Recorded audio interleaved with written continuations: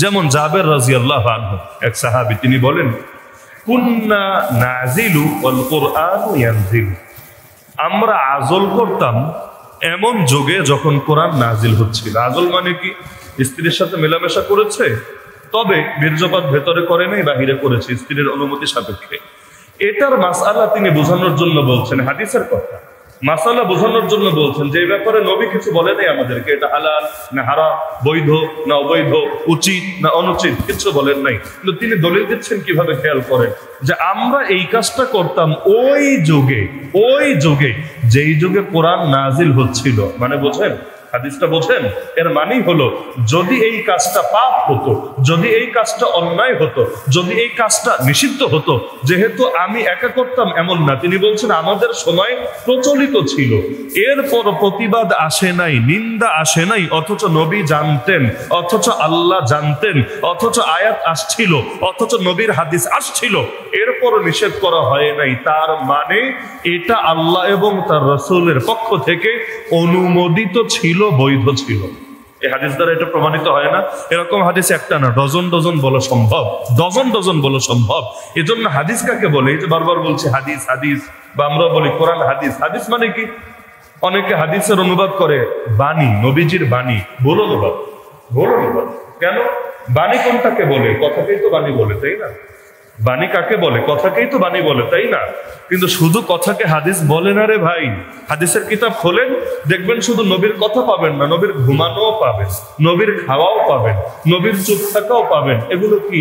এগুলো কি? এগুলো তো কথা না, এগুলো বাণী না। কোনোটা কাজ, কোনোটা গুণ, কোনোটা নিরাপত্তা, এই সবগুলোর নামই হাদিস। এজন্য যখন কাউকে বলা হয় আহলুল হাদিস, আজকাল আবার আহলে হাদিস মানে হয়ে গেছে ভিন্ন অর্থ, আলাদা সম্প্রদায়, আলাদা সমাজ। কিন্তু মূলত আহলুল হাদিস মানে হলো মুহাদ্দিস। মুহাদ্দিস যিনি হাদিস বর্ণনা করেন, যিনি হাদিস বর্ণনা করেন, হাদিসের শিক্ষক, হাদিসের উস্তাদ, হাদিসের বর্ণনাকারী। তো আহলুল হাদিস কাদেরকে বলে? যারা শুধু নবীর বাণী অন্যের নিকট পৌঁছায় তাদেরকে না, বরং নবীর বাণীও পৌঁছায়, নবীর কাজও পৌঁছায়, নবীর গুণও পৌঁছায়, নবীর নীরবতাও পৌঁছায়। তো নবীর নীরবতা শরীয়তের দলিল নাকি দলিল না? আরে দলিল নাকি দলিল না? আমাকে আপনাকে দিয়ে এটা বুঝতে পারবেন না। কেন? কারণ সমাজে কত অন্যায় চলে, অথচ আমাদের মুখে একটা আওয়াজও বের হয় না। বছরের পর বছর জুমার খুতবা দিয়ে যাই, বছরের পর বছর মাহফিল ওয়াজ করে বেড়াই, এমনকি একই মাহফিলে 5 বার গেলাম, 10 বার গেলাম, প্রতিবার মানুষ পকেটে হাদিয়াও ভরে দিল। কিন্তু আমি জানি এই সমাজে অন্যায় চলছে, আমি জানি এই রাষ্ট্রে এই অসঙ্গতি আছে, আমি জানি এই জাহেলিয়াত এখানে ছড়িয়ে পড়েছে, কিন্তু একটা কথা বললাম না, একটা প্রতিবাদ করলাম না। প্রতিবাদ করলে যদি চাকরি যায়, প্রতিবাদ করলে যদি হাদিয়া কমে যায়, প্রতিবাদ করলে যদি পিঠে আঘাত চলে আসে, প্রতিবাদ করলে যদি আমার পরিবার রিস্কে পড়ে যায়, অথচ এটা কোন নবীর শান ছিল না। নবীদের শান ছিল তারা ন্যায়ের পক্ষে থাকতেন, অন্যায়ের বিরুদ্ধে মনে মনে না, দীপ্ত কণ্ঠে তারা ঘোষণা দিতেন। এমনকি আল্লাহ কোরআনে 6 জায়গায় ইব্রাহিমের আদর্শ অনুসরণ করতে বলেছেন। কোন ইব্রাহিম? আল্লাহ বলে দিচ্ছেন যে ইব্রাহিমের বৈশিষ্ট্য ছিল শুধু অন্তরের মধ্যে বাতিলের প্রতি বিদ্বেষ পুষেছিল তা না, বরং প্রকাশ্যে বলে দিয়েছিল, নিজের বাবাকেও বলেছে, নিজের জাতিকেও বলেছে, শোনো জাতি, যতদিন আল্লাহর বিরুদ্ধে থাকবা, তোমাদের বিরুদ্ধে আমি থাকবো, তোমাদের মাঝে আর আমাদের মাঝে দুশ্মনী প্রকাশিত থাকবে, যতদিন না তোমরাও ফিরে আসবে আল্লাহর পথে। ইব্রাহিমের আদর্শ অন্তরের মধ্যে বিদ্বেষ চেপে রাখা না, ইব্রাহিমের আদর্শ অন্তরের মধ্যে বাতিলের প্রতি, জাহেলিয়াতের প্রতি দুশ্মনী চেপে রাখা না, বরং ইব্রাহিমের আদর্শ হলো নিজের জানের খতরা থাকলে থাক, মালের খতরা থাকলে থাক, জান কোরবান হলে জান কোরবান হোক, কিন্তু বাতিলের বিরুদ্ধে প্রকাশ্যে নিজের অবস্থান ব্যক্ত করতে হবে। তো সমস্ত নবীদের আদর্শ এটাই, তারা অন্যায়ের বিরুদ্ধে চুপ থাকেন নাই। এজন্য সৎ কাজের আদেশের কথাও আছে, অসৎ কাজ থেকে নিষেধের কথাও আছে। একটা গুণ না, 2টা গুণ। গুণ কিন্তু একটা না, গুণ কয়টা? আরে ভাই গুণ কয়টা? 2টা। যদিও একটার দ্বারা আরেকটা অনেক সময় অটোমেটিক হয়। যেমন আমি আপনাকে সৎ কাজের আদেশ, যেমন নামাজের আদেশ, নামাজের আদেশ দিতে দিতে নামাজি বানায় দিলাম। এখন নামাজের মহব্বত দিলে ঢুকেছে, তো সুদ ঘুষ ছেড়ে দিলেন, গান বাজনা ছেড়ে দিলেন, হারাম রিলেশন ছেড়ে দিলেন, পর্নোগ্রাফি দেখা ছেড়ে দিলেন, আজে বাজে জিনিস ছেড়ে দিলেন, তো হলো তো। ন্যায়ের আদেশের দ্বারা অন্যায় থেকে ফিরে আসলেন। কিন্তু আল্লাহ তাআলা ওই একটার ভেতরে দুইটা ঢোকান নেই, দুটোকে আলাদা আলাদাই রেখেছেন। ন্যায়ের আদেশ আলাদা, অন্যায় থেকে নিষেধ আলাদা। ন্যায়ের আদেশ আলাদা, অন্যায় থেকে নিষেধ আলাদা। আর আগে আমি একদিন বলেছিলাম দাওয়াতটা আবার আলাদা। অনেকে তালগোল পাকিয়েছে, আমি দাওয়াত দিচ্ছি, আমি তাবলীগ করছি, এর মানে আর ন্যায়ের আদেশের দরকার নাই, অন্যায় থেকে নিষেধের দরকার নাই। বিষয়টা এমন না রে ভাই। দাওয়াত তো আমিও দিতে পারছি, কিন্তু আল্লাহ শাসকের দায়িত্ব কেন বললেন? যে শাসকের 4 দায়িত্বের 3 নম্বর আর 4 নম্বর দায়িত্বই আল্লাহ বললেন সৎ কাজের আদেশ দেবে, অসৎ কাজ থেকে নিষেধ করবে। তার মানে এর সাথে পাওয়ারেরও সম্পর্ক আছে, শক্তিরও সম্পর্ক আছে। তার মানে শুধু মুখ দিয়ে বললেই আদেশ হয় না, মুখ দিয়ে বললেই নিষেধ হয় না, বরং যদি না করে এর জন্য পানিশমেন্টেরও ব্যবস্থা থাকে। আমি বলছি আপনাকে, ভাই নামাজ পড়েন, কিন্তু না পড়লে, যদি না পড়েন কি হবে? কিন্তু শাসক যদি বলে নামাজ পড়ো তোমরা, এটা আইন করে দেওয়া হলো, না পড়লে কি হবে? ইমাম আবু হানিফার মতে জেলে ঢুকায় দেওয়া হবে, ইমাম আহমদ বিন হাম্বলের মতে পরে মৃত্যুদণ্ডই দিয়ে দেওয়া হবে। মাসালা জটিল আছে। আমি বললাম ভাই চুরি কইরো না, করে ফেললো, কি করা আছে এখন? আর এখন তো চুরি না, এর চাইতে বড়টাই চলে। ওই দিনে দুপুরেও মানুষ এখন মোহাম্মদপুর যেতে ভয় পায়, দিনে দুপুরেও মানুষ মোহাম্মদপুর যেতে ভয় পায়। কেন?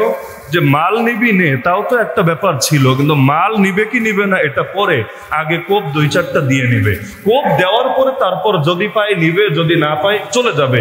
এই যে হালতগুলো হচ্ছে, আমি বলছি ওয়াজে বললাম ভাই এগুলো কইরো না, এগুলো ভালো না, এগুলো করা উচিত না। এখন আমার কথা মানলো না, তো কি হয়েছে? কি করার আছে? তো শাসক যখন বলবে তখন চুরি করলে ধরে হাতটাও কেটে দিতে পারবে, ডাকাতি করলে এর চাইতেও কড়া সাজা দিতে পারবে, ধর্ষণ করলে সেখানেও কড়া সাজা দিতে পারবে। তাহলে পার্থক্য আছে কিনা দুইটার মাঝে?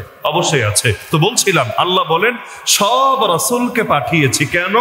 তাদের অনুসরণ করা হবে, তাদের আনুগত্য করা হবে, তাদেরকে মান্য করা হবে। এই কারণে শুধু তাদেরকে নিয়ে উদযাপন করবে, পার্টি করবে, মিছিল করবে, আনন্দ করবে, এটার জন্য না।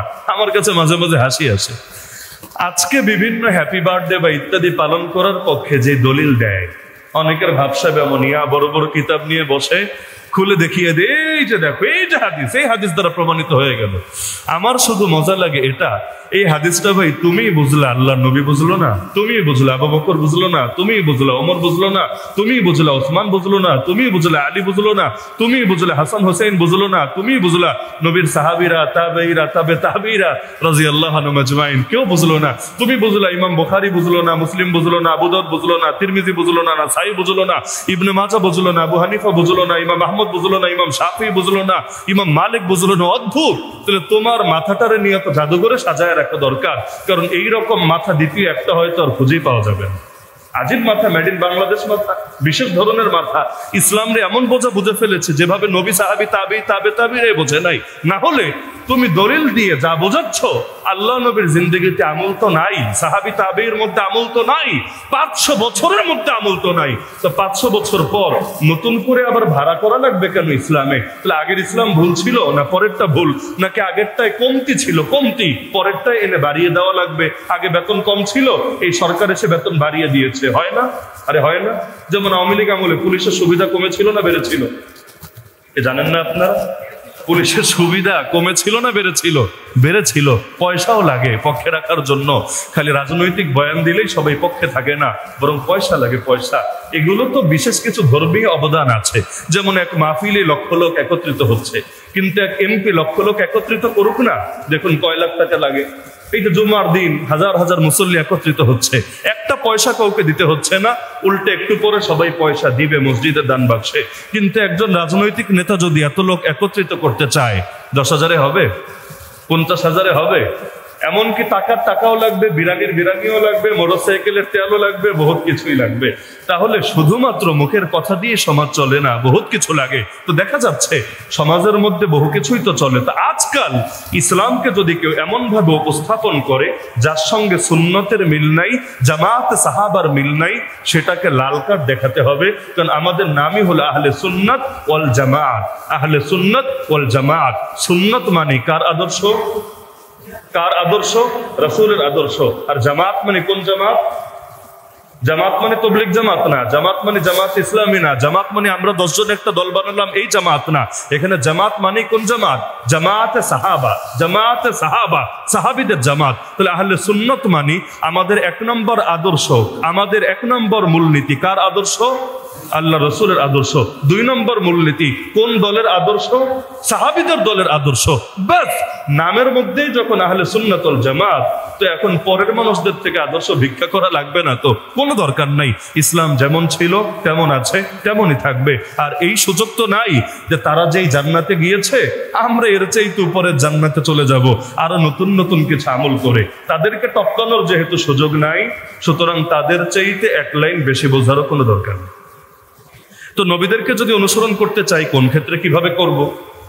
তো কিছু আলোচনা অতীতে হয়েছে, কিছু আলোচনা সামনে হবে। আজকে মূলত 2টা পয়েন্টে আমরা ফোকাস করব। 1 নম্বর হলো সমাজ সংস্কারের ক্ষেত্রে, 2 নম্বর হলো রাষ্ট্র সংস্কারের ক্ষেত্রে নবীজির আদর্শ কেমন ছিল আর আমাদের আদর্শ কেমন হওয়া উচিত। কারণ সংস্কার সংস্কার সংস্কার আজকের বাংলাদেশে সবচাইতে বেশি উচ্চারিত শব্দ, তাই না? এমনকি সংস্কার শুনতে শুনতে পাবলিক এমন ফেদা 5 বছর 5 বছর 5 বছর জিকির করতেও মুখে আর বাঁধে না। 5 বছর কেন, 50 বছর দিতেও সমস্যা না। কেন? সংস্কার চাই, সংস্কার চাই, সংস্কার চাই। এখন 1 বছর পর মাথায় হাত মারে, খিরে কোন সংস্কার চাইলাম আর কি দেখলাম, সংস্কার গেল কই? সংস্কার তো শুধু মুখেই শুনি, সংস্কার তো শুধু কানেই শুনি, সংস্কারের অস্তিত্ব তো আর আমরা দেখতে পাই না। এমনটা হচ্ছে নাকি? হচ্ছে না। তো সংস্কারের মূলনীতি যদি ঠিক না করেন তাহলে স্বপ্ন কোনোদিনই বাস্তবায়িত হবে না। সংস্কার কারে বলে? বাংলাদেশকে যদি আমি আমেরিকার মতো বানাই এটাও তো সংস্কার, বাংলাদেশকে যদি আমি ইন্ডিয়ার মতো বানাই এটাও তো সংস্কার, বাংলাদেশকে যদি আমি চীন রাশিয়ার মতো নতুন আদর্শে আদর্শবান বানাই ওইটাও তো সংস্কার। সবই তো সংস্কার। অর্থের দিক থেকে সমস্যা তো নাই। এজন্য বিগত 1 বছরে সমকামীদের রমরমা বাণিজ্য হয় নাই। এলজিবিটি কেউ মানে যেই শরীফার গল্প নিয়ে একসময় হাসিনার বিরুদ্ধে ওলামারা আন্দোলন করেছে, ওয়াজ করেছে, প্রতিবাদ করেছে, মনে নাই আপনাদের? এখন গল্প দেওয়া ছাড়াই ওই আদর্শ সমাজের মধ্যে প্রতিষ্ঠা করে ফেলা হচ্ছে। নাউযুবিল্লাহি মিন যালিক। একইভাবে আরো কত আকাম কুকাম প্রকাশ্যে এবং গোপনে চলছে। যেটা সামনে আসছে হয়তো নিবৃত্ত হচ্ছে, আর যেটা সামনে আসছে না ভেতরে ভেতরে ভেতরে অটো বাস্তবায়ন হয়ে যাচ্ছে। তাহলে সংস্কার মানেটা কি? আমি তো মনে করি সংস্কার মানেই হবে মুসলমানের জন্য, মুসলমানের দেশে আল্লাহর নবীর আদর্শকে প্রতিষ্ঠা করা আর নবী বিরোধী আদর্শকে ডিলিট করা। এটাই তো, আমি তো এটাই বুঝি। হ্যাঁ, বাকি আরো সংস্কার হতে পারে, যেমন নবীর আদর্শ বাদ দিয়ে আবু জাহালের আদর্শ প্রতিষ্ঠা করা, এইটাও একরকম সংস্কার। কিন্তু এই সংস্কার দিয়ে আমার কি লাভ, আপনার কি লাভ, দেশের কি লাভ, দুনিয়ার কি লাভ? লাভ যদি থাকে একটা লাভই আছে, যে আল্লাহর গজব যদি 10 বছর পরে আসতো এটাকে 10 বছর এগিয়ে আনার পথ খুলে দেওয়া হয়েছে। কারণ বান্দা আল্লাহর বিরুদ্ধে গিয়ে টিকবে কিভাবে, টিকবে কিভাবে? এই যারা বেহায়াপনা করে, আপনি ভেবেছেন খুব মজায় আছে? আরে না, কি মজায় আছে? একটু জীবনটা ঘেটে দেখেন না। ওই যে পশ্চিমের মধ্যে ফ্রি সেক্সের দেশ যেগুলো আছে ওগুলোতেও দেখেন না ধর্ষণের হার কত, আত্মহত্যার হার কত, এমনকি ডিপ্রেশনের হার কত, ডিপ্রেশনের হার কত। সেই তুলনায় তো আলহামদুলিল্লাহ আমরা বহুত ভালো আছি, বহুত ভালো আছি, কোনো সন্দেহ নাই। তাহলে দেখা যাচ্ছে ওদের মতো হলে কি লাভ আমাদের? কোন দিক থেকে লাভ? 2 দিন মজা, 10 দিনের হতাশা, 10 দিনের মজা, 100 দিনের হতাশা। কি লাভ হলো? আল্লাহ তাআলা আমাদেরকে যে আদর্শ দিয়েছেন এতে শুধু আখিরাতের শান্তি এমন না, এতে দুনিয়ারও শান্তি। কোন সুদখোর, কোন ঘুষখোর, কোন দুর্নীতিবাজ দুনিয়ার মধ্যে শান্তিতে থাকে? গোপালী থেকে নিয়ে নেপালি, দেখেন না এত টাকা কামানোর পর পরিণতি কি কপালে নেমে আসে। আমার তো মজা লাগছে যে সামনে মনে হয় মন্ত্রী হতে চাইলেও হেলিকপ্টারের রশি ধরে কিভাবে ঝুলে ঝুলে যেতে হয় এই ট্রেনিংটাও দিয়ে নিতে হবে। এটা তো জানাতো না যোগ্যতা না। আমি পারবো না যে হেলিকপ্টারে ধরে মানে রশি ধরে আমি নিচে ঝুলবো, আমি একা না, আরো কয়েকটা মন্ত্রী ঝুলবে, ওর উপর থেকে হেলিকপ্টার সামনে সামনে চলে যাবে। জানাতো না যোগ্যতা না। এমনকি মন্ত্রী হওয়ার আগে ট্রেনিংও দিতে হবে, গায়ে কাপড় চোপড় থাকবে না, পাবলিক প্রকাশ্যে পিটাবে, এইটা সহ্য করে নেওয়ার মতো ক্ষমতা এবং ট্রেনিংও তো দিয়ে নিতে হবে। তাহলে এগুলো দিয়ে কি হবে? বাস্তবতা এটাই, আল্লাহকে মাইনাস করে বান্দা দুনিয়াতেও সুখ পায় না, পাওয়া সম্ভবই না। কারণ সুখের চাবিকাঠি কার হাতে? বাদশার হাতে, সরকারের হাতে সুখের চাবিকাঠি নাই, পয়সার হাতে সুখের চাবিকাঠি নাই, সবকিছুর নিয়ন্ত্রণ কার হাতে? এজন্যই তাকে কাইয়ুম বলে। কাইয়ুম, মানুষের নাম কাইয়ুম হয় না, আব্দুল কাইয়ুম হতে পারে, আব্দুল কাইয়ুম, কিন্তু কাইয়ুম একজনই। তিনি কে? আল্লাহু লা ইলাহা ইল্লা হুয়াল হাইয়ুল কাইয়ুম অর্থই হলো সবকিছুর নিয়ন্ত্রক। এটা আল্লাহর একটা নাম। তা আল্লাহ যখন সবকিছুর নিয়ন্ত্রক, তার মানে আমার নিয়ন্ত্রণেও কিছু নাই, আপনার নিয়ন্ত্রণেও কিছু নাই। তাহলে সমাজ সংস্কারের ক্ষেত্রে, রাষ্ট্র সংস্কারের ক্ষেত্রে নবীর আদর্শ কি হবে, এটা জরুরি নাকি জরুরি না? এক নম্বরে সমাজ সংস্কারের ক্ষেত্রে যে লাইনে সবচেয়ে বেশি গাফলতি নজরে আসে সেটা হলো সমাজ হয় কিভাবে? অনেকগুলো ব্যক্তির সমন্বয়ে তো একটা সমাজ, তাই না? সমাজটা তো এমনই, যেমন ধরেন এটা একটা সমাজ, এই সমাজ তো শুধু আমাকে নিয়ে না, এই সমাজ তো শুধু আপনাকে নিয়ে না, অনেকগুলো ব্যক্তির সমন্বয়ে কিন্তু সমাজ। এই পশ্চিমাদের একটা আদর্শ আমাদের বড় ক্ষতি করছে, সেটা হলো ব্যক্তি স্বাধীনতার দোহাই দিয়ে দিয়ে, ব্যক্তি স্বাধীনতা বুঝেন তো, নারী হোক পুরুষ হোক, যেই সার্কেলের হোক, সমকামী হোক, নাস্তিক হোক অথবা জিনাকার হোক, যাই হোক না কেন, এই ব্যক্তি স্বাধীনতাকে এত প্রমোট দিয়েছে, এর পক্ষে এত সাফাই গিয়েছে, এই ব্যক্তিকে স্বাধীনতা দিতে গিয়ে যে সমাজ শেষ হয়ে যাচ্ছে, ব্যক্তিকে স্বাধীনতা দিতে গিয়ে যে পরিবার শেষ হয়ে যাচ্ছে, ব্যক্তিদের স্বাধীনতা দিতে গিয়ে যে জানোয়ারের সমাজে পরিণত হয়ে যাচ্ছে, ওই খবর কিন্তু তারা রাখছে না। মনে করেন আমার গাড়ি আছে, আপনারও গাড়ি আছে, এখন রাস্তা তো আর প্রত্যেকের নিজের বাপের বানানো না, এই রাস্তা তো সামাজিক রাস্তা, সবারই এখানে চলা লাগে। এখন যদি ব্যক্তি স্বাধীনতা ভোগ করার নাম নিয়ে প্রত্যেকে নিজের ইচ্ছা মতো গাড়ি চালাতে থাকে, যেমন বাংলাদেশে গাড়ি চালায় ডান দিয়ে না বাম দিয়ে, রাস্তার কোন পাশ দিয়ে? বাম দিয়ে। যদিও উন্নত বিশ্বে যেমন সৌদি গেলেও দেখবেন সেখানে ডান দিয়ে চলে, আমরা হলাম এই ক্ষেত্রে বামপন্থী হয়ে গেছি আর কি, বাম দিয়ে আমাদের চলে। আচ্ছা ভালো, তো এখন আমি ভাবলাম যাক সুন্নতের উপর আমল করি, সুন্নত তো ডান দিয়ে করা না, সুন্নত তো ডান দিয়ে করা, তো ব্যক্তি স্বাধীনতা ভোগ করার নামে আর সুন্নতের নিয়তেই আমি ডান দিয়ে চালানো শুরু করলাম, কারণ নতুন বুজুর্গ হয়েছি, নবীর সুন্নত বাদে কিছু বুঝি না, সুন্নতের বাইরে যাওয়ার তো প্রশ্নই আসে না, তো আমি সুন্নতের নিয়তে আমি ডান দিয়ে চলা শুরু করলাম। তাহলে সমাজ তো খুব ভালোভাবে চলবে, তাই না? এক নম্বরে হলো জ্যাম বাঁধবে, দুই নম্বরে হলো অ্যাক্সিডেন্টও হতে পারে, তিন নম্বরে আমার ব্যক্তি স্বাধীনতা ভোগের কারণে এই গোটা সমাজে সবগুলো গাড়ির রাস্তায় চলার 12টা বেজে যাবে। তার মানে ব্যক্তি স্বাধীনতা আপন জায়গায় স্বীকৃত, কিন্তু সেটা এই শর্তে যে সেটা সমাজকে নষ্ট করবে না, সামাজিক শৃঙ্খলাকে আঘাত আনবে না। কারে বুঝাবেন এই কথা? গ্রামের মূর্খসূর্খ মানুষরা এই বাস্তবতা বোঝে, কিন্তু এই বড় বড় শিক্ষিত তথাকথিত বুদ্ধিজীবী যাদের মাথার মধ্যে গোবরের পরিমাণটাই বেশি, এই জালেমরা এই কথাটা বুঝতেই চায় না। আপনি গরিব দুঃখীরা বোঝাতে পারবেন ভাই সমাজ মেনে চলে, এমনকি গ্রামের মানুষ শহরের চাইতে ভালো সমাজ মেনে চলে। শহরে তো এক বিল্ডিং এ কোন ফ্ল্যাটে কে থাকে তারই খবর থাকে না, এটাই বাস্তবতা। আমার উপরের তলায় কে থাকে আমি জানি না, নিচের তলায় কে থাকে আমি জানি না। নবী বলেছেন প্রতিবেশীকে খাবারে শরিক করতে, আরে কি আর খাবার, মরলেও তো আমি টের পাই না, এটাই হলো এই সমাজের বাস্তবতা। কিন্তু গ্রামে চলে যান, মাশাআল্লাহ, ওরা কিন্তু এখনো সমাজবদ্ধতার ক্ষেত্রে অনেক এগিয়ে আছে, এবং সেখানে সামাজিক রুলস, এমনকি শহরে যারা বড় বড় রাজনীতিবিদ আছে এগুলোরে পাঠান না গ্রামে, ওই ভিলেজ পলিটিক্সের চিপায় পড়ে রাজনীতি করার এসকই অনেকের বের হয়ে যাবে। ভিলেজ পলিটিক্স যে কি জিনিস, এগুলো যারা গ্রামে থাকে বা মাঝে মাঝে গ্রামে যায় বা জায়গা জমির ঝামেলায় পড়েছে, এরা খুব ভালোভাবে বোঝে। তাহলে এই যে ব্যক্তি স্বাধীনতা ভোগ করতে গিয়ে সমাজ যে নষ্ট হচ্ছে, এই খবর কি বাংলাদেশের এই শাহবাগীগুলোর আছে, বাংলাদেশের এই তথাকথিত ফেমিনিস্টদের আছে, বাংলাদেশের এই বিভিন্ন সম্প্রদায় যেগুলোর মাথার মধ্যে গোবর আর গোবর এগুলোর আছে, ওরা ব্যক্তি স্বাধীনতাকে প্রমোট দিতে গিয়ে গোটা সমাজের 12টা বাজিয়েছে। হচ্ছে নাকি হচ্ছে না? আরে হচ্ছে নাকি হচ্ছে না? কখনো নিজের ইমাম মাহদি বলতে পারেন, ইমাম মেহেদি দাবি করেছে, কোরআনকে ভুজপাতা বলেছে। ভুজপাতা মানে ফালতু জিনিস, অনর্থক জিনিস, এমনকি আলাদা কালেমা বানিয়ে ফেলেছে।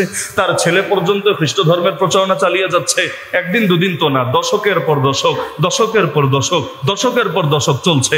কারো মাথা ব্যথা নাই, কারো ফিকির নাই, মানুষ এত প্রতিবাদ করেছে, এগুলো নিয়েও কারো কোনো ধরনের কোনো গরজ নাই। এমনকি বেটা এক জাদুঘরও ছিল, এটা অনেকের আলাপে নাই, জাদুঘরও ছিল।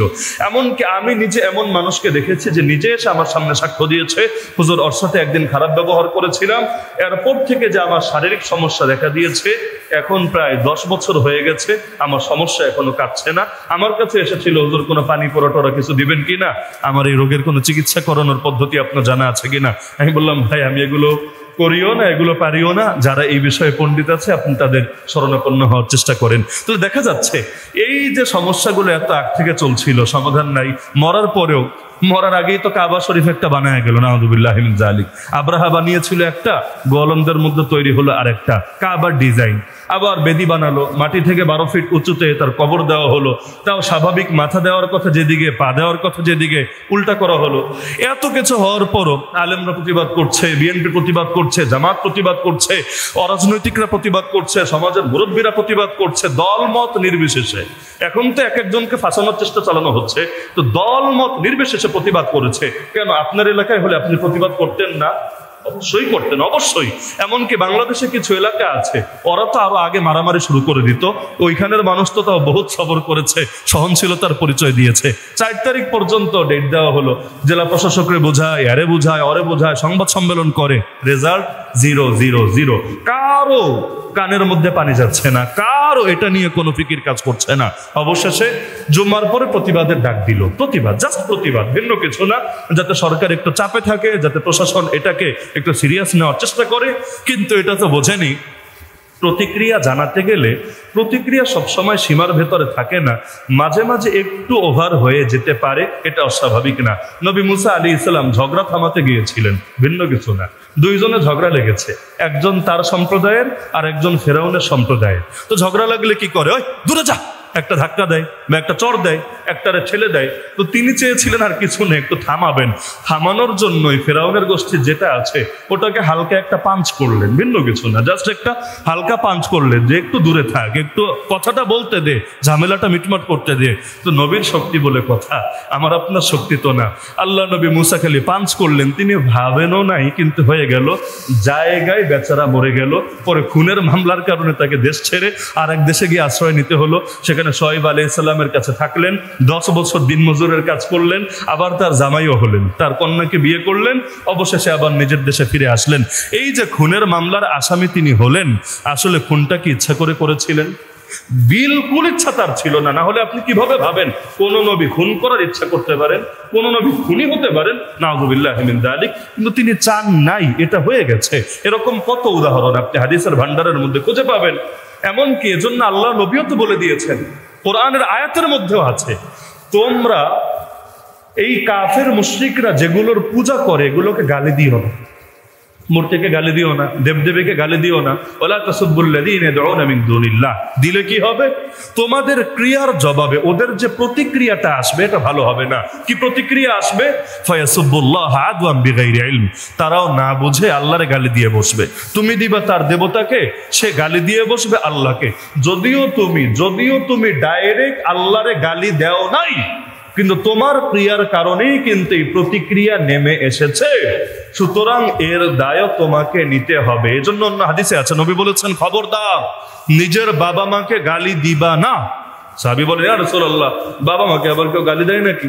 বাংলাদেশ তো না, বাংলাদেশ হলে এই প্রশ্নই আসতো না, কারণ এখানে বহুত অঞ্চল এমন আছে গালি ছাড়া কথাই বলে, মাকে এমন এমন ভাষায় কথা বলে, নাউযুবিল্লাহ, মানে এগুলো মুখ উচ্চারণ করে শোনানো সম্ভব না। তো বাংলাদেশ তো না, তাদের দেশ। যেমন নবীকে প্রশ্ন করেছিল, ইয়া রাসূলুল্লাহ, মুসলমান কি চুরি করতে পারে? তিনি বললেন, হ্যাঁ, হয়ে যেতে পারে। মুসলমান কি জিনা করতে পারে? হ্যাঁ, কখনো হয়ে যেতে পারে। মুসলমান কি মিথ্যা বলতে পারে? প্রশ্নই আছে না। মুসলমান কখনো মিথ্যা বলতেই পারে না। এটা কি আমাদের ক্ষেত্রে প্রযোজ্য, তাই না? আমাদের নেতারাই তো সবচাইতে বেশি মিথ্যা বলে। অন্যদের কথা কি বলবেন? এই রাজনৈতিক নেতাগুলোই তো বাংলাদেশে সবচাইতে বড় মিথ্যক। আর মিথ্যা না বললে ভোটও পাওয়া যায় না। যে বলে সেও জানে মিথ্যা, যারে বলে সেও জানে মিথ্যা। কিন্তু কে কত বেশি মিথ্যা বেশি বলতে পারছে, পাবলিক এটা দেখে ঠিক করবে আগামী দিনে কারে ভোট দিতে হবে।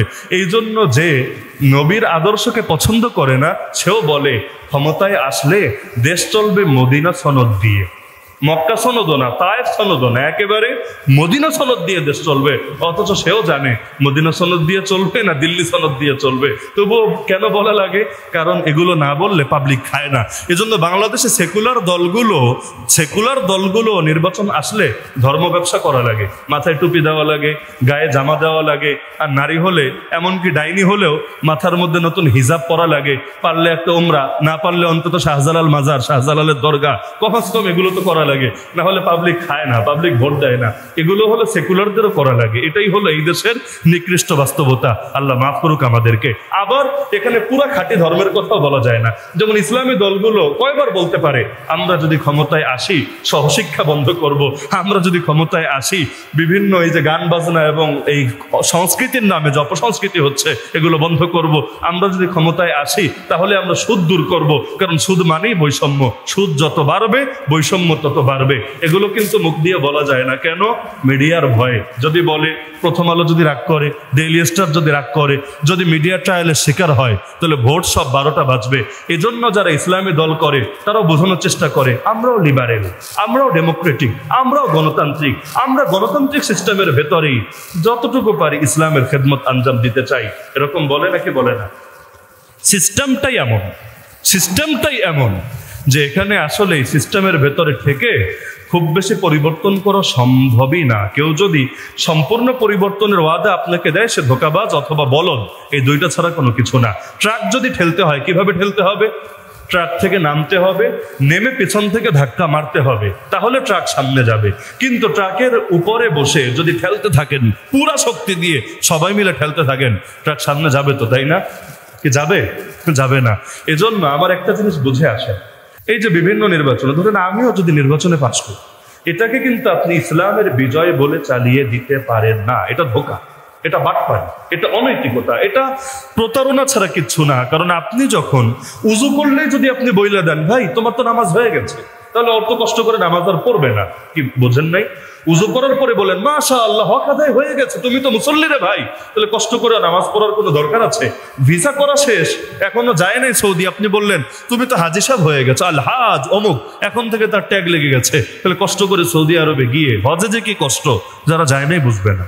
হজে যে কি কষ্ট, যারা আল্লাহ সামর্থ্য দিয়েছেন জলদি যান, জলদি যান, ওই বুড়াকালের জন্য ফেলে রাখেন না। জুয়ানকালে গেলেই আপনার খবর হয়ে যাবে।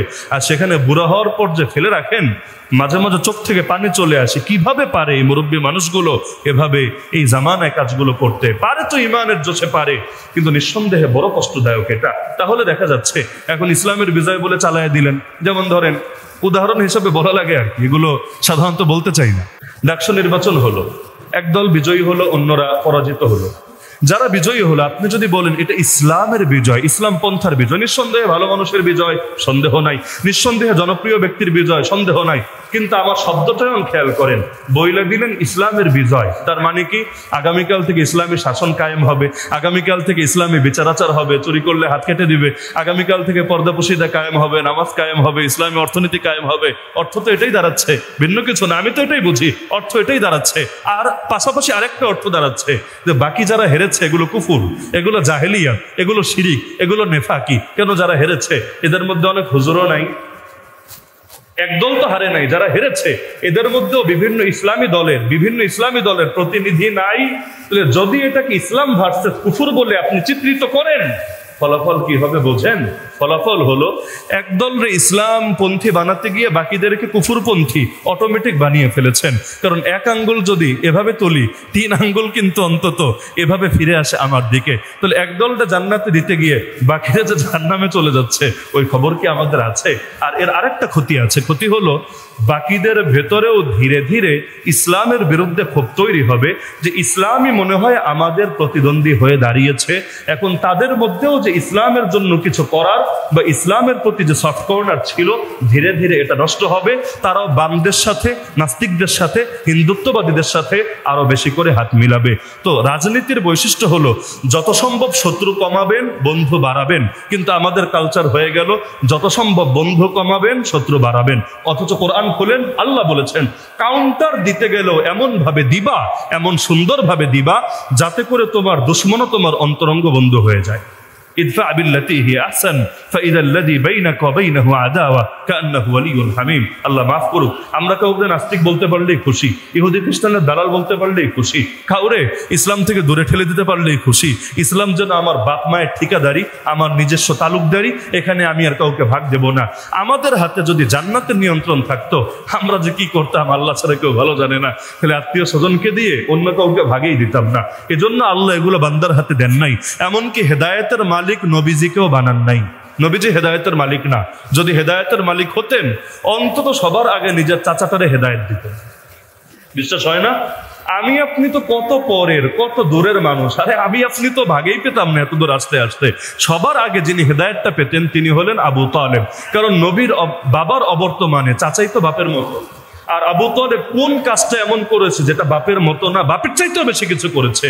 আল্লাহ নিজে কোরআনে বলেন, আলাম ইয়াজিদকা ইয়াতীমান ফাআওয়া, তিনি কি তোমাকে এতিম অবস্থায় পান নাই, এরপর তিনি কি তোমাকে আশ্রয় দেন নাই? ওই আল্লাহ ওই আশ্রয়টাই দিয়েছেন আবু তালেবের মাধ্যমে। করেছেন আল্লাহ, সন্দেহ নাই, কিন্তু ওসিলা বানিয়েছেন কাকে? এই আবু তালেবকে। তো যে আবু তালেব এত কিছু করেছে, এত কিছু করেছে, এমনকি আমি বলবো, আপনার কেমন লাগবে জানি না, আমি বলবো আমার মতো হাজার উসামা ইসলামের জন্য খেদমতকে এক পাল্লায় রাখেন। আবু তালেব একজন অমুসলিম, সন্দেহ নাই, কিন্তু ইসলামের জন্য তার কোরবানিকে আরেক পাল্লায় রাখেন।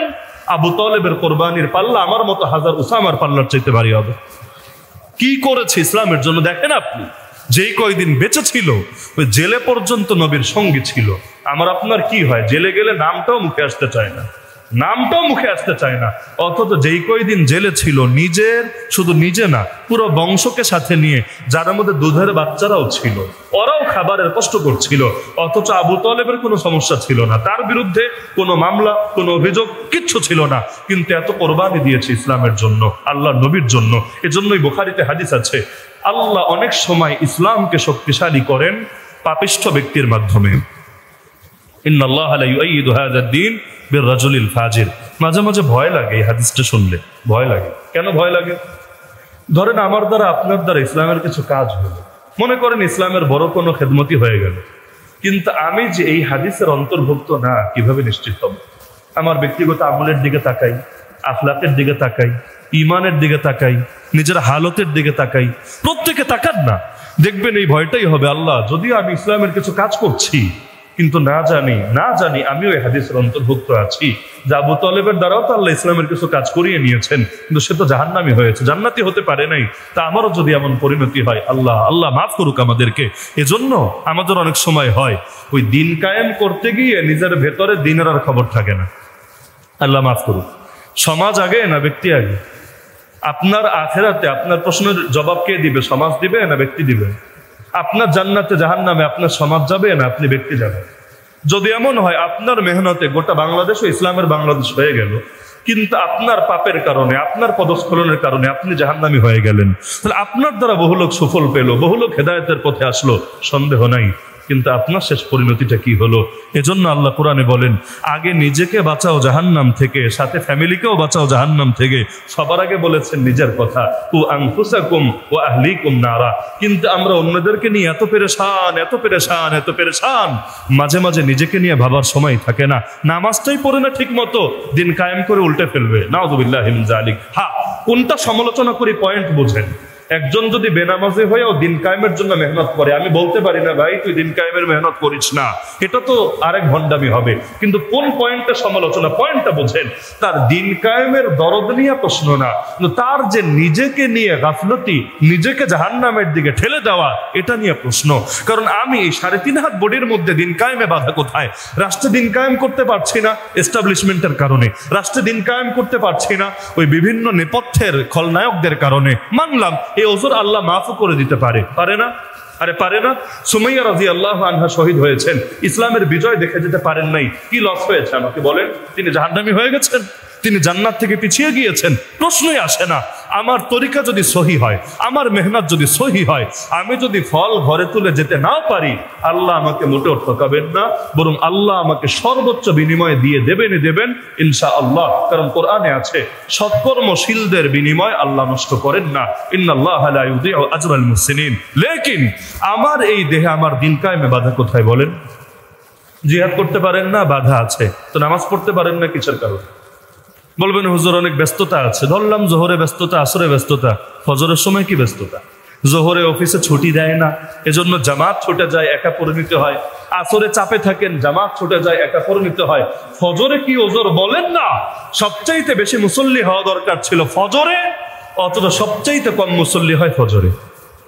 এই মসজিদে জুমায় কয়জন মুসল্লি, ফজরে কয়জন মুসল্লি, কয় পার্সেন্ট হিসাব করেন আপনি? অথচ ফজরে কি ওজোর আমাকে বলেন? ওজর হলো ঘুম, ওজর হলো গাফলতি, ওজর হলো উদাসীনতা। তো দিন কায়েমের ক্ষেত্রে বাধা কোথায়? বাধা তো আপনি নিজে, আপনার দেহের ভেতরে দিন কায়েমে বাধা আপনি নিজে। তার মানে আপনি নিজেই জামানার আবু জাহালে পরিণত হয়েছেন নিজের ভেতরে দিন কায়েমের ক্ষেত্রে। আল্লাহ মাফ করুক আমাদেরকে। এজন্য শুরু করতে হবে কাকে দিয়ে? শুরু করতে হবে কাকে দিয়ে? এই বাংলাদেশ সুন্দর হয় না কেন জানেন? সবাই চাই সমাজরে ঠিক করতে, নিজেরে বাদ দিয়ে। এজন্য বাঙালি যে হারে বাঙালিরা গালি দেয়, পৃথিবীর আর কোনো জাতি মনে হয় বাঙালিরা এত গালি দেয় না। বিশ্বাস করেন না? কথায় কথায় আরে বাঙালি এরকম, বাঙালি সেই রকম। এর মধ্যে আবার বিশেষ কিছু এলাকা আছে, ওগুলোর নাম না বলি, মানে গোটা বাঙালি তো গালি খায়, কিছু জেলা আবার গালিটা একটু বেশি খায়। তো যে হারে বাঙালিরা গালি দেয়, অত গালি কিন্তু পৃথিবীর আর কোনো দেশের মানুষ বাঙালিরা দেয় না। তো যে গালি দিচ্ছে বাঙালিরে, ও কোন দেশি? গালিটা যে নিজের উপরে পড়ছে এই খবরটা কিন্তু থাকে না, নিজের উপরে যে পড়ছে এই খবরটা থাকে না। কারণ আমাদের প্রত্যেকের হালত এমন, আমি একাই মাশাআল্লাহ, বাকি সবাই হলো নাউজুবিল্লাহ, আমি একাই মাশাআল্লাহ, বাকি সবাই হলো নাউজুবিল্লাহ। এই হলো আমাদের চিন্তা চেতনা, আল্লাহ মাফ করুক। এজন্য সমাজ বদলাতে চাইলে সবার আগে বদলাতে হবে কাকে? আল্লাহ রসুল কিভাবে সমাজ বদলিয়েছেন দেখেন। আল্লাহ রসুল ওই ক্ষমতায় গিয়ে এরপর সমাজে হাত দিয়েছেন তা না। আল্লাহ নবীর প্রথম দিন থেকে দেখেন নবীজি সবার আগে ব্যক্তি পরিবর্তন করেছেন। ওই একজন, দুজন, এরপর হতে হতে 40 জন, এরপর 100 অতিক্রম করলো। এই ব্যক্তিদের মাধ্যমেই পরবর্তীতে সমাজের মধ্যে একটা আদর্শিক সমাজের রূপ বাস্তবায়ন করলো। তাহলে যদি চান সমাজ পাল্টাতে, শুরু করতে হবে কাকে দিয়ে? এজন্য ব্যক্তির মেহনতকে মোটেও অবজ্ঞা করবেন না, মোটেও খাটো করে দেখবেন না। যতদিন যাচ্ছে আমাদের এই গাফলতি বাড়ছে, এজন্য রোগ ব্যাধি বাড়ছে, দৈহিক রোগ বাড়ছে, ডাক্তারের কাছে আমাদের দৌড়াদৌড়িও বাড়ছে। মেডিকেল ব্যবসা ভালো ব্যবসা, ফার্মেসি ব্যবসা তো আরো ভালো ব্যবসা, সারা বছরই মাশাআল্লাহ সিরিয়াল লেগেই থাকে, লাভ চলতেই থাকে। কিন্তু আমাদের রুহের রোগও তো বেড়েছে না কমেছে? ফিতনার জামানা, ফিতনা যত বাড়ছে, রুহের রোগ কমেছে না বেড়েছে? তো রুহের রোগ বাড়লে রুহের চিকিৎসকদের কাছেও ভিড় বাড়া দরকার ছিল না? আমি তো এটাই বুঝি, ভিড় বাড়া দরকার ছিল না, অথচ ভিড় কমতে কমতে জিরোতে নেমে এসেছে। কেন? কারণ শায়েখ গুগল আছে, শায়েখ ইউটিউব আছে, আর এখন তো নতুন শায়েখ এসেছে, শায়েখে এআই, আর্টিফিশিয়াল ইন্টেলিজেন্সের যুগে এখন কি আর ব্যক্তির কোনো দরকার আছে? যতদিন যাচ্ছে ব্যক্তিদের থেকে দূরত্ব বাড়ছে। তো একা একা এআইতে সার্চ করে আপনি যদি ওষুধ খান, পরিণতি যেমন হবে, একা একা ব্যক্তিকে ঠিক করতে গিয়ে আমাদের পরিণতি এমন হচ্ছে, আল্লাহ মাফ করুক। তো সমাজ ঠিক করতে চাইলে ব্যক্তি ঠিক করতে হবে। আগামী দিনে যারা ক্ষমতায় আসতে চায়, বলবেন ক্ষমতায় অমুক দল আসতে চায় না। রে ভাই, ক্ষমতায় তো সবাই আসতে চায়, কেউ ভাগ্য ধরে পারে আর কেউ পারে না। চায় না কে? সবাই চায়। সবাই রাজনীতি যারা করে ক্ষমতার কথা মাথায় নিয়েই তো করে। হ্যাঁ, কেউ পারে কেউ পারে না, সেটা ভিন্ন আলাপ। যারা সমাজে নেতৃত্ব দিতে চায় তাদের ইশতেহারগুলো দেখবেন, অঙ্গীকারগুলো দেখবেন, প্রতিশ্রুতিগুলো দেখবেন। কেউ বলবে রাস্তা বানাবো, কেউ বলবে থাকার ঘরগুলো সুন্দর করে দেব, কেউ বলবে ব্রিজ করে দিব, কেউ বলবে এটা করব সেটা করব। কিন্তু ব্যক্তিগুলো নীতি নৈতিকতা বৃদ্ধি করব, যুব সমাজকে রক্ষা করব, মানুষের আখলাককে সুন্দর করার চেষ্টা চালাবো, এইরকম অঙ্গীকার দেখবেন হাতে গোনা একজনেরও আছে কিনা সন্দেহ আছে। তাহলে তারা সমাজ ঠিক করতে চায় ব্যক্তিরা বাদ দিয়ে। ব্যক্তি ঠিক করা লাগবে না, নীতি নৈতিকতা ঠিক করা লাগবে না, রাস্তাঘাট ঠিক হলে অটোমেটিক ব্যক্তি ঠিক হবে। নাউযুবিল্লাহ মিন যালিক। এটা ভুল তরিকা। এজন্য সমাজ সংশোধন করতে চাইলে সবার আগে কি সংশোধন করতে হবে? ব্যক্তি। না হলে সমাজ ঠিক করবেন কিভাবে? আল্লাহর গজব আসলে সবকিছুই বরবাদ হবে। কত দেশ মুহূর্তের মধ্যেই ভ্যানিশ হয়ে গেল আল্লাহর গজব চলে আসার কারণে। দ্বিতীয় হলো মসজিদ ভিত্তিক সমাজ বানাতে হবে। মসজিদ ভিত্তিক ইসলামী সমাজ হয় মসজিদকে কেন্দ্র করে আবর্তিত। আল্লাহর নবী হিজরত করলেন, মক্কা থেকে যখন গেলেন প্রথমেই গিয়ে মদিনায় ওঠেন নাই, কুবায় কয়েকদিন অবস্থান করেছিলেন। কুবা, কারো যদি মদিনা যাওয়ার সুযোগ হয়, পাশেই কুবার মসজিদ আছে, দেখে আসবেন, অন্তত 2 রাকাত নামাজ পড়ে আসবেন, আল্লাহ তাআলা বিশাল সওয়াব আপনাকে দিবেন। এই যে কুবায় নবী মাত্র কয়টা দিন থাকলেন, সেখানেও একটা কাজ তিনি করেছিলেন। কি কাজ বলেন দেখি? মাশাআল্লাহ, মসজিদ নির্মাণ করেছিলেন। এরপর মদিনা শরীফে গেলেন, গিয়ে তিনি কি করেছিলেন? মদিনায় গিয়ে নবীজি প্রথমত 3টা কাজ করেছিলেন। একটা হলো ভ্রাতৃত্বের বন্ধন স্থাপন, 2 নম্বর মসজিদ নির্মাণ, 3 নম্বর হলো একটা সংবিধান যেটাকে মদিনা সনদ বলে আমরা চিনি। নবীজির মদিনায় যাওয়ার পরে এই 3টা কাজ ছিল সবার আগে সম্পন্ন করেছিলেন। তাহলে মসজিদের সাথে ইসলামী সমাজ বা মুসলিম সমাজের সম্পর্ক আছে নাকি নাই?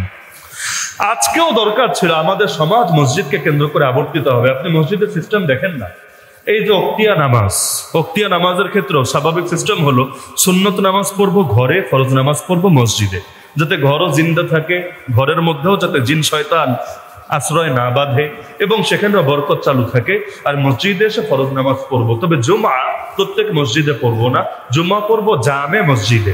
জামে মানে হলো একত্রকারী, অনেক মানুষকে যেখানে একত্র করে এরকম একটা মসজিদ। আর ঈদের নামাজ কোনো মসজিদে না, আমরা ঈদগাহে পড়বো। এই সিস্টেমটা কেন বোঝেন? কারণ এই মসজিদে আসার ভেতর দিয়েও ঐক্য, মহাব্বত এবং নিজেদের ভেতরে সম্প্রীতির চর্চা হতে থাকবে। দেখা সাক্ষাৎ হবে, সালাম কালাম হবে, মিল মহাব্বত কমবে না বাড়বে? প্রতিদিন যাদের সাথে সাক্ষাৎ হবে, জুমার দিন আরো বেশি লোকের সাথে সাক্ষাৎ হবে। জুমায় যাদের সঙ্গে সাক্ষাৎ হয়, ঈদে আরো বেশি মানুষের সঙ্গে সাক্ষাৎ হবে। এরপর যখন দাঁড়াবো কাতারে, আশপাশ করে বেশকম করে দাঁড়ানোর সুযোগ আছে, তাই না? দাঁড়াতে হবে কিভাবে? দাঁড়াতে হবে কিভাবে? কাতার সোজা করে সকলে একই জায়গায়, রাজা বলেন, প্রজা বলেন, ধনী বলেন, গরিব বলেন, অফিসার বলেন, সাধারণ বলেন, সবাই, কোনো ভেদাভেদ থাকবে না, কোনো ভেদাভেদ না, সকলে একরকম। এবং সেখানেও আনুগত্যের প্রশিক্ষণ হবে, খালি ঐক্য না, খালি ঐক্য না, আনুগত্যের প্রশিক্ষণ হবে। আমি বললাম আল্লাহু আকবার, আপনারা আল্লাহু আকবার। আমি বললাম আসসালামু আলাইকুম রাহমাতুল্লাহ, আপনারা আসসালামু আলাইকুম রাহমাতুল্লাহ। ওই আর্মিকে ট্রেনিং করায় না, লেফট রাইট লেফট রাইট, কেন? কমান্ডের প্রশিক্ষণ ঢুকায় তার ভেতরে। ইক্তাদাইতু বিহাদাল ইমাম, এই ইমামের অনুগামী একটা সমাজ গড়ে উঠবে। ইমাম বলেছেন, ব্যাস আমাকে সেটা করতে হবে। এই যে একটা চর্চা, এই যে একটা চর্চা আমাদের ভেতরে চালু হবে, এর দ্বারা ধীরে ধীরে ফায়দাটা ব্যাপক হবে নাকি হবে না?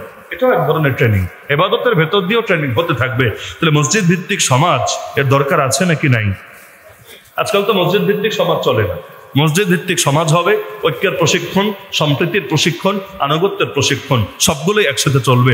হ্যাঁ, আনুগত্যের ক্ষেত্রে একটা আলাপ আছে, সেটা হলো পাপের আদেশের ক্ষেত্রে কারো আনুগত্য চলবে না। সে প্রধানমন্ত্রী হলেও না, রাষ্ট্রপতি হলেও না, অফিসার হলেও না, কেউ হলেও না। এই জায়গাটা আমাদের লোকেরা বোঝে না, বাস্তবেই বোঝে না। দেখবেন পুলিশের লোকেরা, আমরা জিজ্ঞেস করতাম ওই সময়, ভাই এই কাজটা যে হারাম আপনি বুঝতে পারছেন? পারছি হুজুর, কিচ্ছু করার নাই, উপরের আদেশ। জাস্ট একটা কথা বলতো আমাদেরকে, এক জেল জীবনে এই কথা যে কত হাজারবার শুনেছে আমার হিসাব নাই, হিসাব করলে কয়েক হাজার হয়ে যেত অন্তত। উপরের আদেশ মানে এরা ভাবে কি উপর থেকে আদেশ এসেছে, বাস ওদের জান্নাত জাহান্নামের প্রশ্নের জবাব দেওয়ার ঠিকাদারিও তারা নিয়ে নিয়েছে। অথচ এই উপরওয়ালারা যে আসল উপরওয়ালার সামনে কিচ্ছু না, ওই কথাটা এদের মাথায় থাকে না। যেই পুলিশ আবু সাঈদের বুকে গুলি চালিয়েছিল, যদি স্বেচ্ছাপ্রণোদিত হয়ে চালায় তাহলে তো ব্যক্তির ব্যাপার, যদি কারো আদেশেও চালায়, কিয়ামতের দিন ওই আদেশদাতা তার পক্ষ থেকে জাহান্নামে যাওয়ার জন্য রাজি হয়ে যাবে, তাই না? তার পাপের দায় নিজের কাঁধে নিতে রাজি হয়ে যাবে, তাই না? প্রশ্নই আছে না। যেদিন বাবা মা পর্যন্ত সন্তানকে চিনে না চেনার ভান করে থাকবে অপরাধীদের ক্ষেত্রে, যেদিন আপন ভাই, আপন বোন, নিজের স্ত্রী, নিজের স্বামী পর্যন্ত সম্পর্ক ছিন্ন করবে, সেদিন কে কার দায় নেবে? কিসের অফিসার, কিসের নেতা? সেই যে বিভিন্ন ক্ষেত্রে দেখা যায় আঘাত করে, মনে করেন ভিপি নূরকে পিটিয়ে তাকে মোটামুটি মৃত্যুর দুয়ারে পৌঁছে দেওয়া হলো, বেঁচে যে আছে এটা আল্লাহর দয়া। ব্যক্তি হিসাবে সে ভালো না মন্দ, সিদ্ধান্ত ভালো না মন্দ রাখেন না, কিন্তু মাথায় আঘাত করলে কি হবে এটা কি একজন বাহিনীর মানুষ জানে না, তাই না? লাঠি দিয়ে মাথায় আঘাত করলে কি হতে পারে এটা জানে না, কেউ জানে না। এটা তো আমিও জানি, আপনিও জানেন, কে জানে না? এই যে আঘাতগুলো করা হলো, জলপাই রঙের বাহিনী করুক আর অন্য রঙের বাহিনী করুক, এই আঘাতগুলো যে করলো, কারো না কারো আদেশও যদি করে থাকে, কিয়ামতের দিন জবাবটা তার অফিসার দিবে না তাকেই দিতে হবে। সেদিন যদি এই বাদীগুলো আল্লাহর কাছে হক না ছাড়ে, আল্লাহ মাফ করবো না, ও আমাকে কষ্ট দিয়েছে, এবার ওকেও তুমি জাহান্নামে ফেলে কষ্ট দিবা, এছাড়া আমি কিছুতেই আমার হক ছাড়বো না। আরে যেদিন আল্লাহ একটা গরুর ক্ষেত্রে পর্যন্ত ইনসাফ কায়েম করবেন, শিংওয়ালা গরু শিংহীন গরুকে গুঁতো মেরেছিল, শিং নাই বলে প্রতিশোধ নিতে পারে নাই, আল্লাহ কিয়ামতের দিন ওই শিংহীন গরুকে পর্যন্ত শিং দিয়ে দিবেন, এবার তুই গুতা, তোর প্রতিশোধ নে। এরপর বলবেন কুনু তোরাবা, সবাই যাও মাটি হয়ে। ওই আল্লাহ ওদেরকে, যাদের জন্য জান্নাত নাই জাহান্নাম নাই, মাটি হবে, ওদের ক্ষেত্রেও আল্লাহ ইনসাফের বিচার কায়েম করবেন। তাহলে সেখানে যে আলেমদেরকে বছরের পর বছর জেলে ফেলে রাখা হয়েছে, যাদেরকে লাশ বানিয়ে ফেলা হয়েছে, আয়না ঘরে যাদের জীবনের উজ্জ্বল দিনগুলো, তারুণ্যের দিনগুলো, জীবনের সোনালী দিনগুলো কেটে গিয়েছে, আল্লাহ তাদের ক্ষেত্রে ইনসাফ কায়েম করবেন না, ভাবলেনটা কিভাবে? প্রশ্নই তো আসে না। পাপের ক্ষেত্রে কোন আনুগত্যই চলে না। বুখারীতে হাদিস আছে, এক সাহাবী, তিনি আমির ছিলেন, লিডার, আল্লাহ রাসূল কমান্ডার বানিয়ে দিয়েছিলেন। এই হাদিসটা বলেই শেষ করি, যেভাবে ঘড়ির দিকে তাকাচ্ছেন হাদিসটা অন্তত বলি নাকি।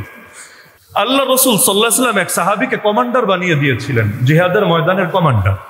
তিনি জিহাদের ময়দানে আছেন। যাওয়ার আগে নবী সবাইকে বলে দিয়েছিলেন, আমিরের কথা শোনা মানি আমার কথা শোনা, আর আমার কথা শোনা মানি আল্লাহর কথা শোনা, আর আমিরের নাফরমানি করা মানি আমার নাফরমানি করা, আমার নাফরমানি করা মানি আল্লাহর নাফরমানি করা। সাবধান করে দিয়েছিল। তো জিহাদে গিয়েছেন, আমিরের সব কমান্ডই তারা নিচ্ছেন। কিন্তু যতই হোক, মানুষ তো বিভিন্ন ভুলটুল তো হয়। এক পর্যায়ে যে কোনো ইস্যুকে কেন্দ্র করে কমান্ডার প্রচন্ড রাগান্বিত হয়ে গেলেন তাদের উপরে। এবার তাদেরকে বলেন, এই নবী তোদেরকে বলেছে কিনা আমার কমান্ড ফলো করতে? হ্যাঁ বলেছেন। আমি তোদেরকে কমান্ড দিচ্ছে, তোরা লাকড়ি আন। সবাই লাকড়ি আনলো। আগুন জ্বালা, সবাই আগুন জ্বালালো। এবার আমার কমান্ড হলো একজন একজন করে আগুনে ঝাঁপ দে, এটা আমার আদেশ, আমার। আর আমার আদেশ শোনা মানে নবীর আদেশ শোনা, নবীর আদেশ শোনা মানে আল্লাহর আদেশ শোনা। একজন একজন করে ঝাঁপ। তো এতক্ষণ পর্যন্ত তো কমান্ড ফলো করেছে, কোনো ঝামেলা করে নাই। তো যখন বলেছে আগুনে ঝাঁপ দিতে, এখন তো চিন্তায় পড়ে গেছে, আয় আল্লাহ এটা কি বলে, আব কেয়া হোগা, এখন কি হতে পারে। এখন দুই দল হয়ে গেল। একদল বললো যা আছে কপালে, নবী বলেছে আমিরের কথা শুনতে, যাক আগুনে ঝাঁপ দেই, যদিও আর হায়াতে ফেরার সম্ভাবনা নাই, আল্লাহ মাফ করে দিবে ইনশাআল্লাহ। আরেক দল বলে বেশি পণ্ডিতই ভালো না, আমরা পাপ করতে পারি না আমিরকে খুশি করতে গিয়ে, আমিরের আনুগত্য করতে গিয়ে আত্মহত্যা করা মহাপাপ, এই কাজ আমরা করতে পারবো না। দল কয়টা হয়ে গেল? আজকাল তো অনেক হাইব্রিড মস্তিষ্কের লোক আছে, ফিকহি বা মাসালাগত ইখতিলাফ দেখলেই বলে হায় হায় হায় উম্মা গেল রে, এগুলো ইসলাম রে শেষ করে দিল রে। আরে ভাই, ইখতিলাফ হতেই পারে, কারণ বুঝার পার্থক্য, দলিলের পার্থক্য। দুই দলের সামনে দলিল আছে নাকি নাই? এক দলের দলিল হলো আত্মহত্যা মহাপাপ, এটা করবো কেন, পাপ তো করা ঠিক না। আরেক দলের দলিল হলো নবী আমিরের কথা শুনতে বলেছেন, তা আমিরের কথা তো শুনতেই হবে, তাকে তার নাফরমানি করা তো ঠিক না। দুটোই দলিল আছে নাকি নাই? আছে। তো যখন ইখতিলাফ হলো, এখন আপোষেই ঝগড়া বিবাদ চলছে, তর্ক বিতর্ক চলছে, ডিবেট শুরু হয়ে গেছে। এখন আমিরের এগুলো দেখে আমিরেরও ধীরে ধীরে রাগ ঠান্ডা হলো। মাথার কতক্ষণ গরম থাকে, বললো তোরা চুপ থাক, চুপ থাক, আর একটা আওয়াজ করিস না, থাক, আগুন নিভা, আগুনে ঝাঁপ দেওয়া লাগবে না, যা নিজেদের কাজ করতে থাক। তো এখন ময়দান শেষ, যুদ্ধ শেষ, নবীর কাছে আসলো। আসার পরে বললো, ইয়া রাসূলুল্লাহ, জিহাদের ময়দানে তেমন ঘটনা ঘটেছিল, এটাই আমার মূল পয়েন্ট। নবীজি কি জবাব দিলেন জানেন? নবীজি বললেন, যদি তারা আমিরের কথায় আগুনে ঝাঁপ দিত, চিরদিন তারা আগুনের ভেতরেই থাকতো। মানে দুনিয়ার আগুন থেকে জাহান্নামের আগুনে গিয়ে নিপতিত হতো। কি বুঝলেন এখান থেকে? আমিরের কথা শোনা মানে নবীর কথা শোনা, এটা সব ক্ষেত্রে না। পাপের ক্ষেত্রটা এর থেকে ব্যতিক্রম। পাপের ক্ষেত্রে এই কথা চলে না, পাপের ক্ষেত্রটা এর চাইতে সব ক্ষেত্রে ব্যতিক্রম। তাহলে সাহাবীদের ক্ষেত্রে যদি এটা হয়, আমার আপনার ক্ষেত্রে কি হবে? তার মধ্যে আগুনে ঝাঁপ দিলে খালি আত্মহত্যার পাপ হয় তা না, আগুন দিয়ে শাস্তি দেওয়া ইসলামে বৈধ আছে। আরে বলেন না, বৈধ আছে। ওই নুরা পাগলারাও যে পুড়িয়েছে, যত খারাপ হোক, ও যদি ফেরাউনও হয়, কিন্তু লাশ পোড়ানো ইসলামের দৃষ্টিতে এটাকে সমর্থন করার সুযোগ আছে? ওইখানকার কোন স্থানীয় আলেমরা সমর্থন করে নেই, করার সুযোগ নাই। কেউ যদি করে, ওইটার একটা হাবাডামিস, একটা মূর্খ বলতে হবে। কারণ যেখানে সহিহ বুখারীতে হাদিস আছে, আলী রাদিয়াল্লাহু আনহু, নাম শুনেছেন? শেরে খোদা আলী রাদিয়াল্লাহু আনহু, তিনি তার জামানায় কিছু লোককে তার সামনে ধরে আনা হলো। এদের অপরাধ হলো তারা আলী রাদিয়াল্লাহু আনহুকে খোদা মানে, খোদা, নাউজুবিল্লাহ। ভক্তি চুয়ে চুয়ে পড়ে, ভক্তি আর কন্ট্রোল রাখতে পারে না। তারা এখন আল্লাহর পরিবর্তে আলীরে খোদা মানতে শুরু করে দিয়েছে। আলী রাদিয়াল্লাহু আনহু বলেন, আরে তোরা তো পাগল, আমি তো খোদা না, আমি তো খোদার বান্দা। বলে না না, এটা আপনার বিনয়, আপনি খোদা, আপনি আসল খোদা। তিনি বুঝাতেই পারছেন না, না আমি খোদা না। তাদের যুক্তি হলো আপনি খোদা। তিনি ব্যক্তি মানতে রাজি না, কিন্তু ব্যক্তির বেলায় তারা মানতে রাজি। তিনি বললেন, শোন, যদি তোরা এই কথা বলিস, আমি কিন্তু অ্যাকশনে যেতে বাধ্য হব। কারণ ইসলামের ফতোয়া হলো দিন ত্যাগ করলে তাকে মৃত্যুদণ্ডে দণ্ডিত করতে হবে। তো তোরা এতদিন ইসলামের উপর ছিলি, এখন যদি তোরা এই শিরকি কথা বলিস, তাহলে কিন্তু আমার অ্যাকশনে যেতে হবে। আমরা খোদা চেনার পর খোদাকে অস্বীকার করতে পারবো না, এটা আমাদের ঈমানের জন্য একটা পরীক্ষা। জান দিতে রাজি আছি, কিন্তু খোদার শানে বেয়াদবি করতে রাজি না। আলী রাদিয়াল্লাহু আনহু এবার তার গোলাম কুম্বারকে ডেকে আনলেন। নাম হলো কুম্বার, জটিল নাম। কুম্বারকে ডেকে এনে বললেন, আগুন জ্বালাও। আগুন জ্বালানো হলো। এরপর একটাকে ধরে সেখানে নিক্ষেপ করলেন। কোন বর্ণনায় আছে আগে মৃত্যুদণ্ড দিলেন, এরপর লাশগুলোকে ফেললেন, কিন্তু এটা বর্ণনা সনদের বিবেচনায় এটা শক্তিশালী না। শক্তিশালী বর্ণনা হলো যে তাদেরকে তিনি জ্যান্ত ধরেই আগুনের ভেতরে ফেলে দিলেন, সব সেখানে পুড়ে ছাই হয়ে গেল, কাবাব হয়ে গেল। তো এখন এই ঘটনা ঘটার পরে তিনি কবিতাও বললেন, তিনি নারাজ হন নাই, তিনি কবিতাও বললেন, ইন্নী ইযা রাআইতু আমরান মুনকারা আওকাদতু নারি ওয়া দাআউতু কুম্বারা। আমি যখন কোন অন্যায় দেখি আগুন জ্বালাই এবং আমার কুম্বারকে আমি আদেশ দেই। যে এদেরকে ধরে ধরে সেখানে নিক্ষেপ করতে। কিন্তু এই সংবাদ যখন পৌঁছলো বিখ্যাত সাহাবী, সর্বযুগের সর্বশ্রেষ্ঠ মুফাসসির, আল্লাহ নবীর আপন চাচাতো ভাই আব্দুল্লাহ বিন আব্বাস রাদিয়াল্লাহু আনহুমার কাছে তিরমিজিতে হাদিস আছে, তিনি এটা শুনে বললেন, আমি যদি আলীর জায়গায় থাকতাম এই কাজ কখনোই করতাম না। মৃত্যুদণ্ড অবশ্যই দিতাম, কিন্তু আগুনে কখনোই ফেলতাম না। কেন? আমি নবীজিকে নিজ কানে বলতে শুনেছি, লা ইউআযযিবু বিন-নারি ইল্লা রাব্বুন নার, আগুন দিয়ে শাস্তি দিতে পারেন একমাত্র আগুনের রব, দ্বিতীয় কেউ না। এই খবর যখন আলীর কানে আসলো, তিনি রাগ তো করলেন না, উল্টো তিনি বললেন, সাদাকা ইবনে আব্বাস সত্য বলেছেন। তার মানে মেনে নিয়েছেন না দ্বিমত করেছেন? মেনে নিয়েছেন, কারণ আল্লাহ নবীর আদর্শ এটাই ছিল। এখন বলবেন আলী তাহলে কেন পুড়িয়েছিলেন? কারণ ওই যে দলিলের মধ্যে ইখতিলাফ থাকে, বুখারীতে হাদিস আছে, আবু হুরায়রা রাদিয়াল্লাহু আনহু বলেন, নবী একদিন বাহিনীতে পাঠালেন, আমাদেরকে বলেন অমুক আর অমুকরে পেলে আগুন দিয়ে পোড়ায়া ছাই করে দিবা, আস্তই রাখবা না, পোড়ায়া ছাই করে দিবা। যখন আমরা সবাই রেডি, যখন বাহিনী বের হব, এর আগ দিয়ে নবী বললেন, খবরদার, আগে পুড়িয়ে ফেলতে বলেছিলাম কিন্তু আল্লাহ ওহী নাজিল করেছেন আমার উপরে, খবরদার তোমরা পুরাবা না, তবে অন্য শাস্তি তোমরা অবশ্যই দিবা। পুরানোর কথা এক সময় নবী বলেছেন কিনা? অবশ্যই বলেছেন, কিন্তু পরে ওহী যখন এসেছে আল্লাহ নবী সেটাকে নিষিদ্ধ করে দিয়েছেন। এখন যদি আপনার আমিরও আপনাকে পোড়ানোর আদেশ দেয়, তাহলে সেই আদেশ মান্য করার সুযোগ আছে? নাই। তাহলে আমিরের আনুগত্য, শাসকের আনুগত্য ততক্ষণ, রবের নাফরমানি হবে না যতক্ষণ। লা তাআতা লিমাখলুকিন ফি মাসিয়াতিল খালিক, স্রষ্টার অবাধ্যতায় সৃষ্টির আনুগত্য চলে না। প্রসঙ্গক্রমে ছোট্ট একটা মাসালা বলে শেষ করি, সেটা হলো আগুনের কথা এসেছে বলে মনে পড়লো, এটা আমাদের মূল আলোচনা না। অনেকের বাসায় দেখেছি ব্যাট আছে, ব্যাট। কোন ব্যাট বুঝেছেন? মশা মারার ব্যাট। মশা মারার জন্য এগুলো ব্যাট আছে না, যেগুলো দিয়ে এভাবে মারলে ঠাস ঠাস করে মশা ফুটে ওঠে। এটা নিয়ে প্রচুর মাসালা আসে আমাদের কাছে, এখানে কেউ জিজ্ঞেস করেন নাই আমাকে, কিন্তু বহু জায়গায় এই প্রশ্নটা শুনি, হুজুর জায়েজ আছে নাকি নাই? কারণ আপনারাই তো হাদিস বলেন যে আগুন দিয়ে পুড়িয়ে মারা ঠিক না, এখানে তো আগুন দিয়ে পুড়িয়ে মারা হচ্ছে, তাহলে এটার জবাব কি হবে? জবাবটা আজকে দেবো না আগামী সপ্তাহের জন্য রাখবো? রেখে দিলেও আমার সমস্যা নেই, আজকে বললে আমার সমস্যা নেই, বলে দিব না রাখবো? আচ্ছা বলে দিই।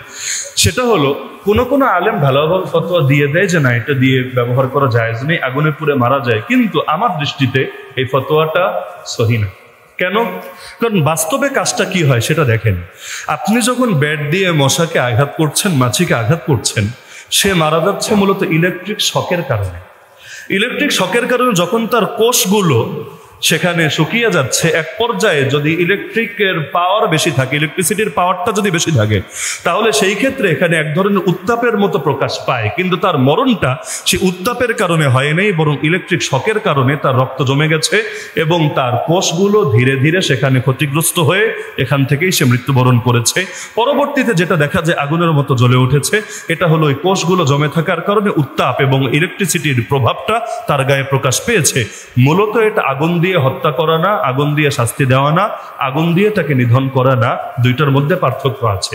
এজন্য আরব ওলামাদের মধ্যে অনেকে ফতোয়া দেন, যেহেতু ওইটার সঙ্গে এটা সাদৃশ্য নাই আর এটার জরুরতও আছে, কারণ অনেকে হাত দিয়ে পারে না, ঝামেলা মনে হয়, বা মশারির মধ্যে মশা ঢুকে গেলে এটা একটা আলাদা বিড়ম্বনার কারণ হয়, এজন্য তারা ফতোয়া দিয়ে থাকেন এটা জায়েজ আছে।